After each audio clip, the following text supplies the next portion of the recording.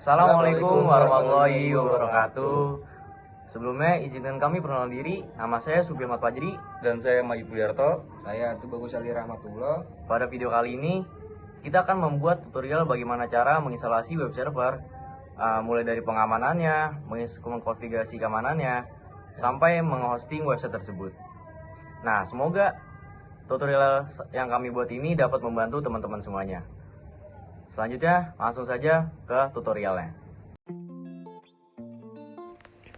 Halo semuanya, pada video ini saya akan membuat tutorial bagaimana instalasi web server hingga konfigurasi keamanannya. Sebelum memulai instalasi, ada beberapa hal yang harus dipersiapkan. Yang pertama, kalian tuh perlu aplikasi VMware atau VirtualBox dan file ISO-nya. Di sini saya memakai aplikasi VMware dan untuk file ISO-nya memakai Kali Linux. Oke, langsung saja gimana sih cara penginstalan ISO-nya? Oke, kalian masuk ke Google Chrome atau sejenisnya, lalu ketik ISO Kali Linux. Kemudian kalian pencet yang get kali, lalu pencet yang installer images. Setelah itu ke installer dan download file ISO tersebut sebesar 4,4 GB.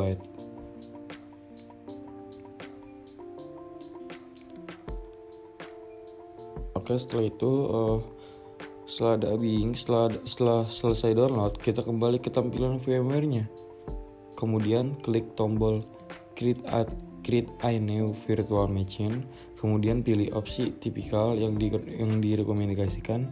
Setelah itu, kalian masuk file ISO-nya yang sudah di-download tadi.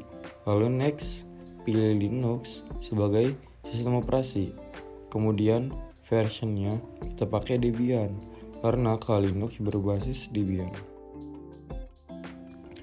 Kemudian next, silakan ubah nama sesuai yang kalian mau.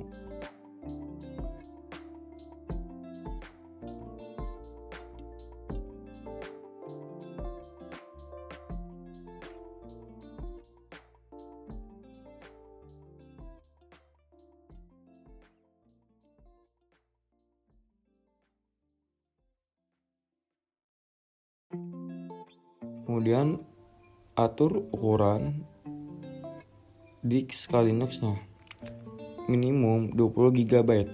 Klik next. Kemudian klik custom hardware untuk mengatur memori, prosesor, dan network untuk Linux-nya. Nanti untuk memori saya memakai 4 GB, prosesor memakai 2, dan network memakai NAT agar lebih mudah.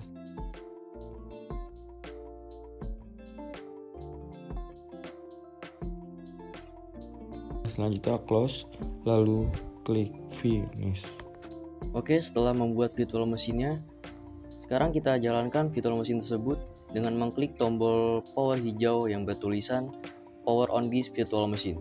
Nah, pada tahap ini kita akan memulai penginstalan Kali Linux yang akan dijadikan sebuah web server di dalamnya.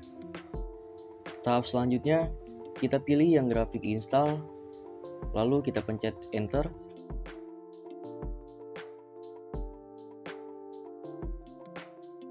Selanjutnya ada pemilihan bahasa. Untuk saya sendiri memakai bahasa Inggris. Dan untuk lokasi kita pilih outer terlebih dahulu, kemudian continue, pilih Asia, kemudian kita pilih yang Indonesia. Dan untuk tahap selanjutnya kita memakai bawaan default dari VMware aja. Kemudian kita continue tahap selanjutnya. Kita tunggu sebentar untuk menginstalasi komponen-komponen yang ada di dalamnya.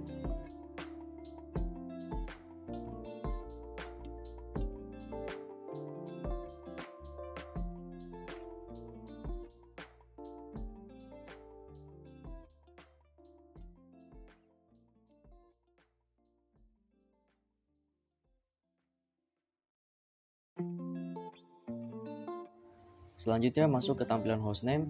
Untuk hostname sendiri, kalian bebas sesuka hati kalian untuk memakai hostname apa saja.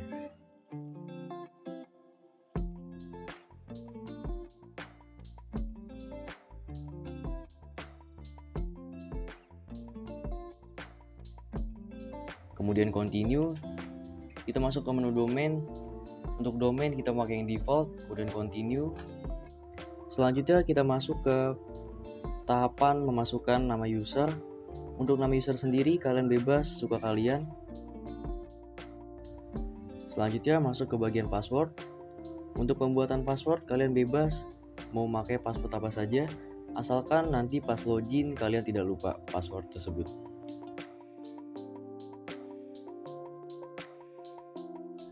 Selanjutnya configure the clock, kita pilih yang western karena saya tinggal di WIB.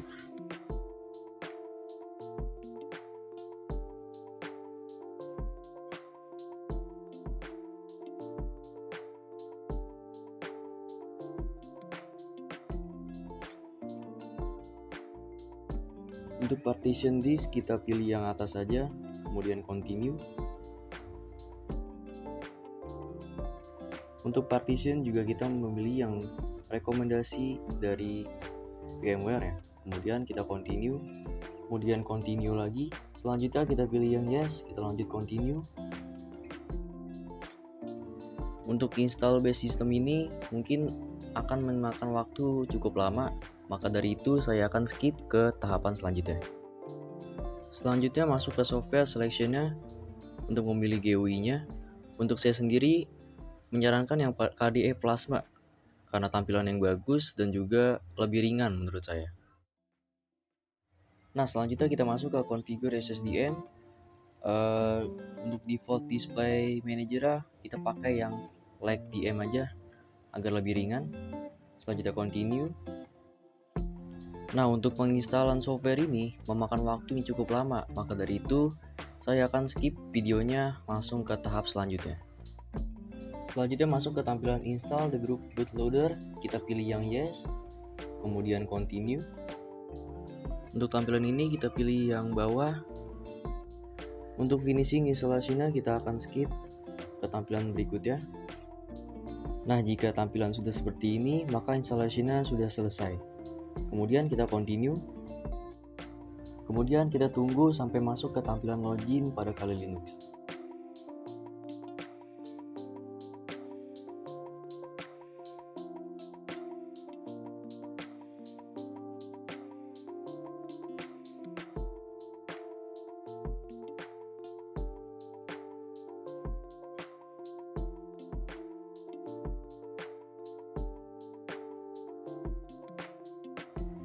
Nah, jika sudah tampilan login seperti ini, kita masukkan user dan password yang telah kita buat.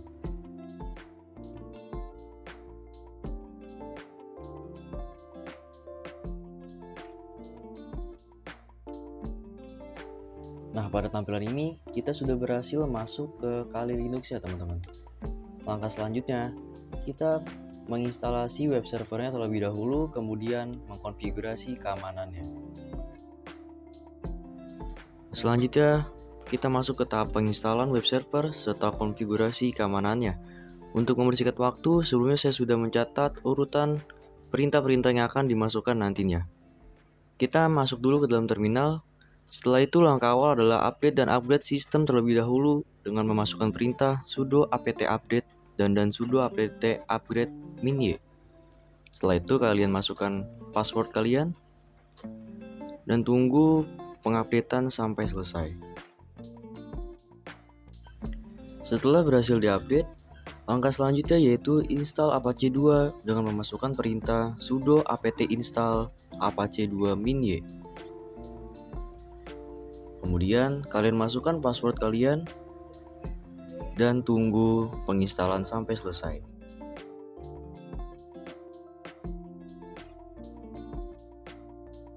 Setelah Apache terinstall, kita perlu menjalankan dan mengaktifkan servisnya terlebih dahulu dengan memasukkan perintah sudo systemctl start apache 2. Kemudian, masukkan perintah sudo systemctl enable apache 2 untuk mengaktifkan Apache tersebut.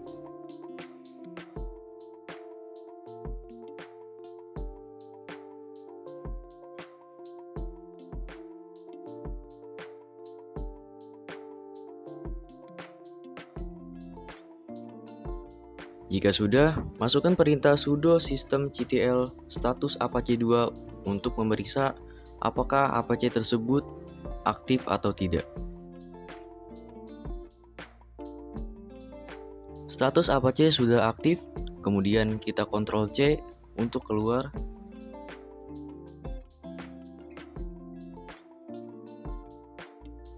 Langkah selanjutnya yaitu buka browser pada kali Linux.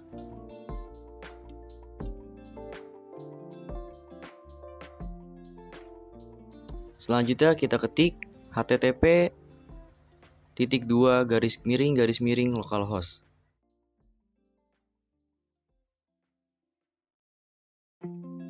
Jika web muncul lalu ada bacaan "It's work", berarti instalasi Apache sudah berhasil.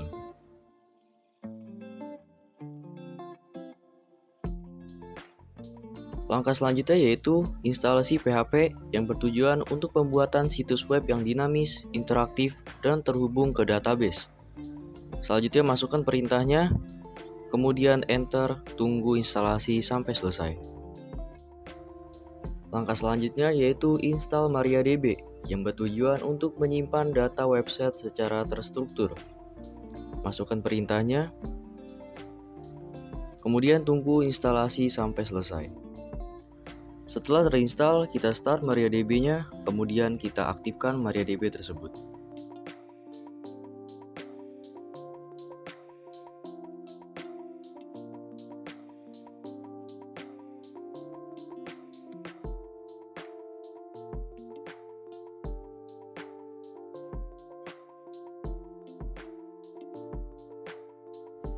Setelah MariaDB sudah terinstall dan aktif, langkah selanjutnya yaitu konfigurasi keamanan database-nya. Dikarenakan pada MariaDB versi 11 dan kali Linux terbaru sudah tidak bisa mengkonfigurasi secara otomatis. Maka saya konfigurasi secara manual dengan memasukkan perintah sebagai berikut. Langkah pertama, kita masuk ke MariaDB terlebih dahulu dengan memasukkan perintah sudo mysql. Setelah masuk, langkah selanjutnya kita atur password untuk user root. Untuk perintahnya kalian bisa ikuti perintah yang saya masukkan, dan untuk passwordnya kalian bisa ubah dengan password kalian.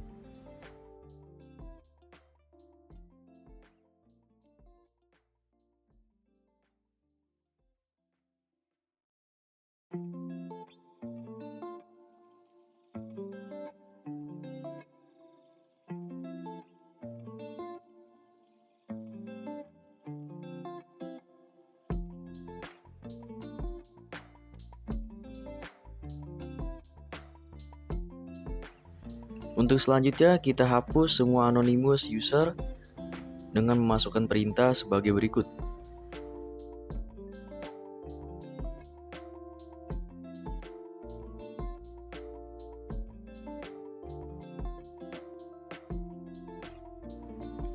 Jika sudah, kita masukkan perintah untuk larang remote login sebagai root.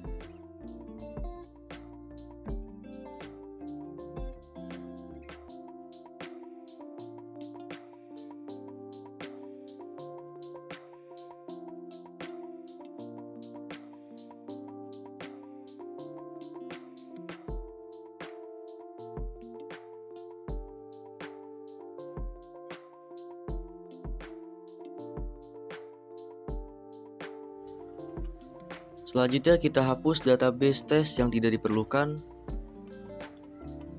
dengan memasukkan perintah sebagai berikut.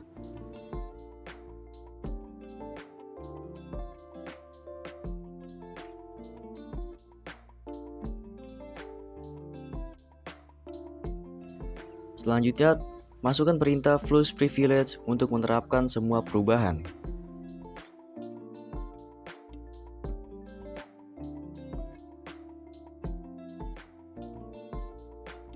Setelah semua perintah sudah dimasukkan, kemudian masukkan perintah exit untuk keluar dari MariaDB.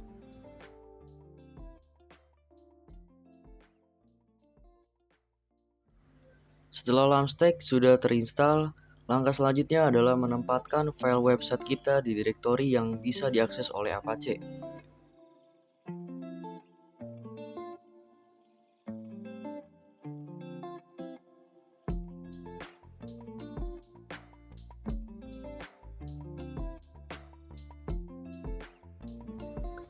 Langkah selanjutnya yaitu masukkan perintah sebagai berikut untuk memasukkan file HTML pada website kita.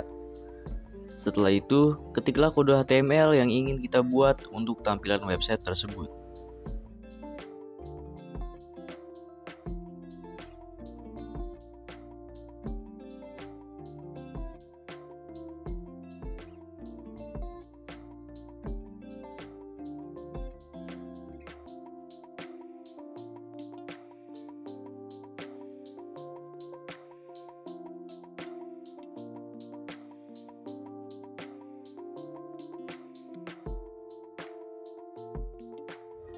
Jika kode sudah dimasukkan, langkah selanjutnya kalian pencet Ctrl Alt, Enter, lalu Ctrl X untuk keluar.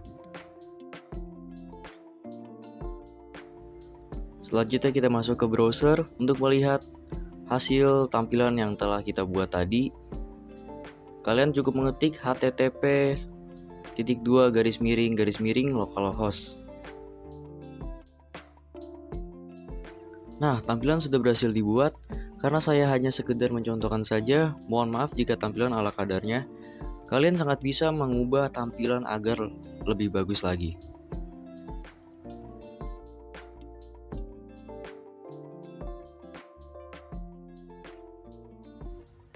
Langkah selanjutnya yaitu atur kepemilikan atau permission file website agar Apache bisa mengakses dengan benar dengan memasukkan perintah sebagai berikut.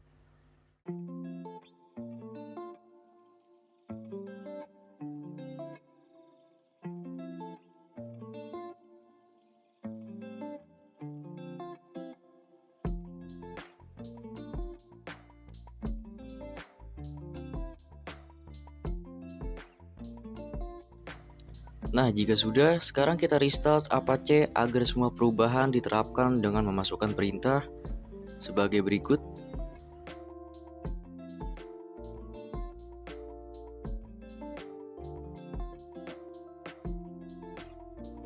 Oke teman-teman, di sini kita akan menginstal firewallnya dengan mengetik perintah sudo apt install ufw minye.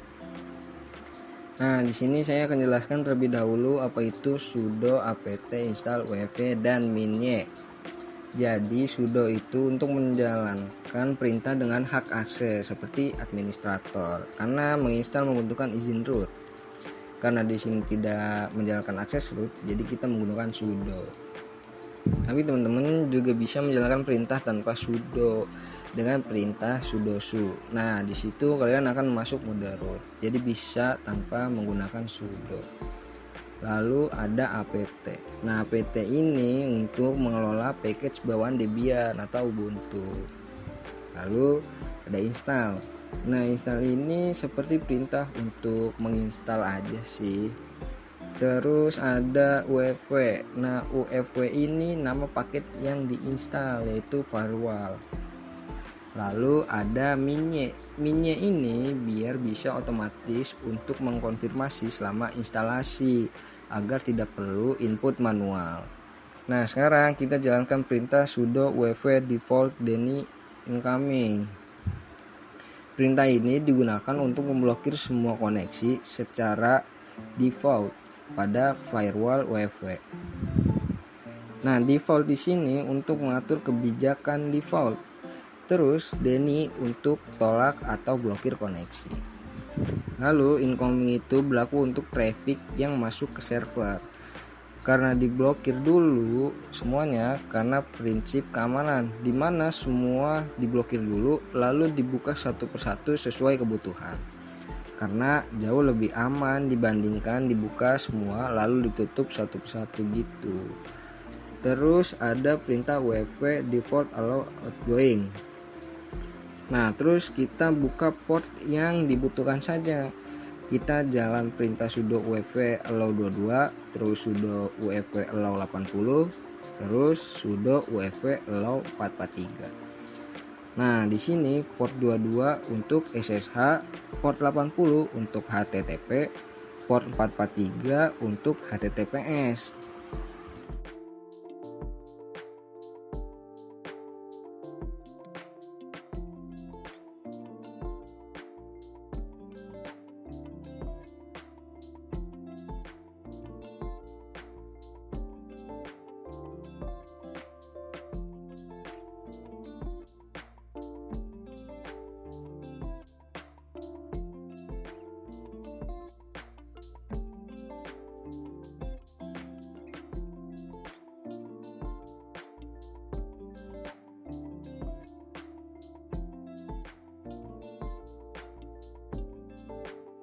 Terus kita jalankan perintah sudo UEFI enable untuk mengaktifkan firewall UEFI-nya.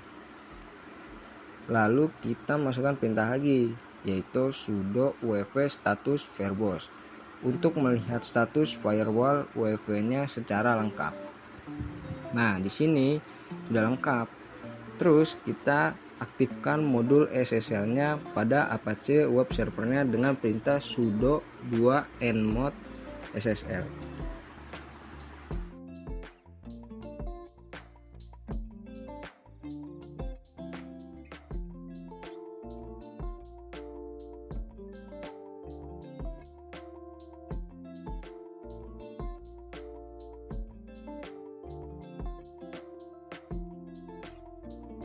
Setelah itu kita restart Apache 2 web servernya dengan menjalankan perintah sudo systemctl restart Apache 2. Nah, di sini sudah kita restart. Sekarang kita buat sertifikat SSL-nya. Setelah itu kita akan ketik perintah sudo open SSL rec -x509. Habis itu strip nodes, strip dice 365, strip new key RSA.2 2048. Kalau sudah, kita masukkan perintah lagi kout /etc /SSL /private /apache self -key. Setelah itu kita masukkan lagi perintah out /etc /SSL -certs -apache strip self signal.crt. Saat proses pembuatan berjalan, kalian akan diminta mengisi beberapa informasi pada bagian common name. Isi dengan localhost, informasi lainnya bisa diisi sesuai kebutuhan atau dilewati saja.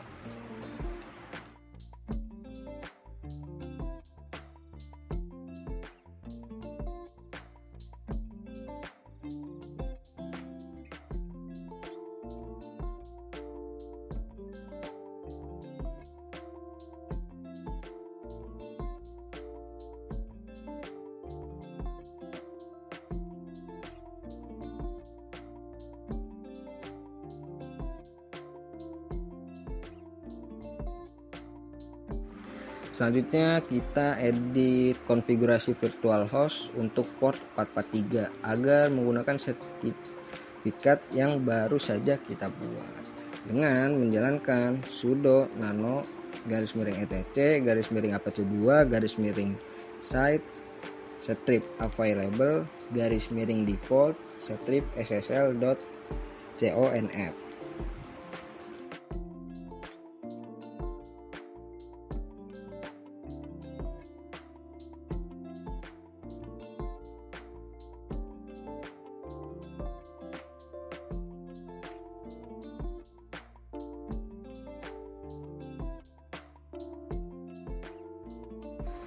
Di dalam file tersebut, tambahkan atau ubah garis-garis berikut seperti SSL engine on, SSL sertifikat file, /etc /SSL, /CRTS, /apache, strip self-signer.crt.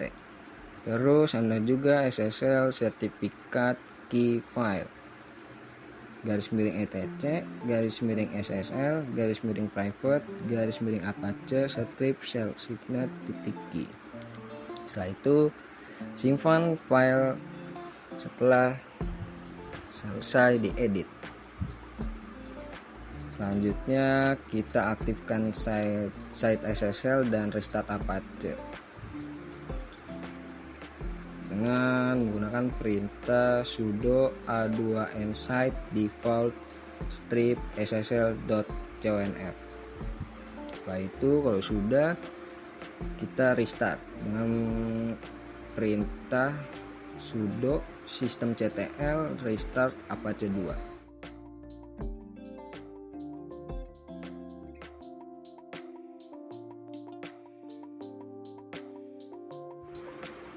Nah, terus sekarang coba akses HTTPS localhost atau HTTPS IP address di browser.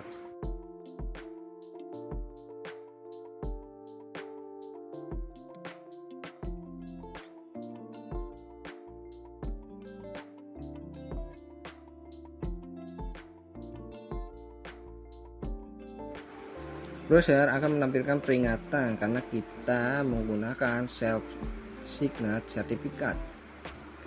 Klik Advanced, lalu pilih Accept the Risk atau Accept the Risk and Continue untuk melanjutkan.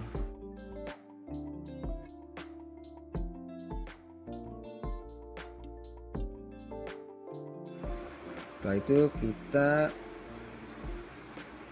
hardening SSH. SSH atau Secure Shell adalah protokol yang digunakan untuk mengakses server secara remote. Konfigurasi default SSH memiliki beberapa kelemahan keamanan, yaitu menggunakan port standar nomor 22 yang sering menjadi target serangan dan mengizinkan login langsung sebagai root. Kita akan memperbaiki dua kelemahan ini. Pertama, kita akan install OpenSSH server dengan menggunakan perintah sudo apt install OpenSSH min strip server minye. Ketika udah, lanjut dengan perintah sudo systemctl start SSH. Habis itu sudo systemctl enable SSH.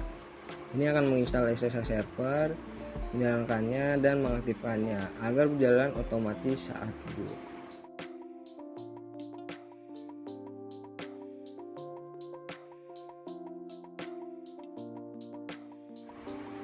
Sekarang kita edit file konfigurasi SSH untuk meningkatkan keamanannya. Ketikkan perintah sudo nano --etc --sshd _config.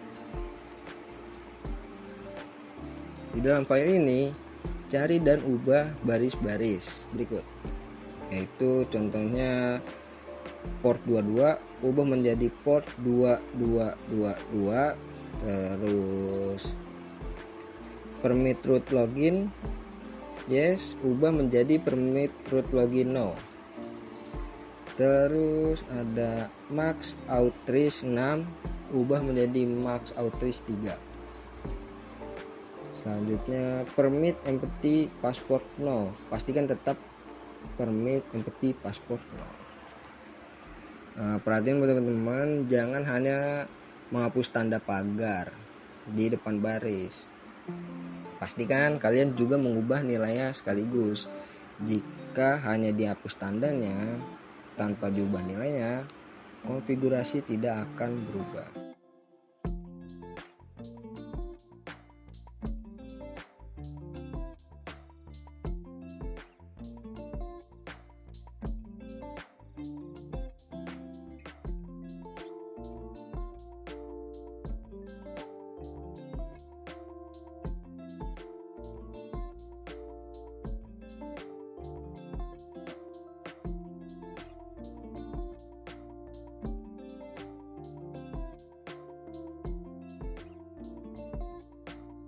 Simpan file setelah selesai diedit.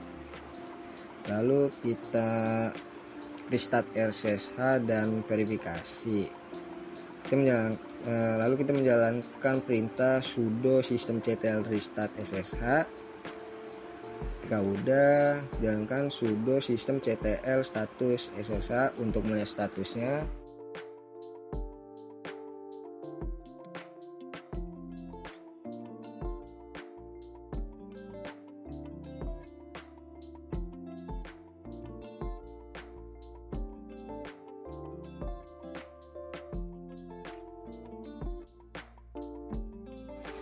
Lalu kita jalankan lagi perintah sudo ss strip tlnp garis lurus grep SSH. Pada output perintah SS, pastikan SSH sedang berjalan di port 2222, bukan port 22 lagi. Kita hampir selesai. Sekarang saatnya memverifikasi semua konfigurasi yang sudah kita lakukan berjalan dengan benar. Kita cek semua servis yang aktif dengan menjalankan perintah-perintah seperti pertama itu sudo systemctl status apache 2. Ketika sudah berjalan normal, kita lanjut lagi ke sudo systemctl status mariadb.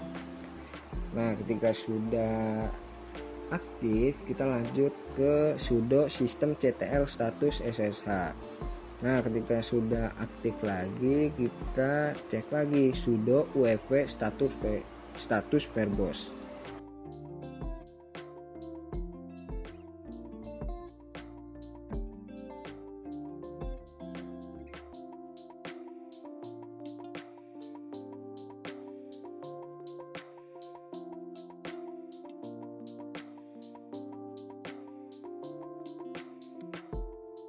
Lalu yang terakhir kita sudo ss strip tlnp garis lurus grep min e 80 443 2222. Nah, jika semua servis menampilkan status aktif, berarti konfigurasi berhasil. Mungkin itu saja. Selamat, kalian telah berhasil menginstal dan mengkonfigurasi web server di Kali Linux.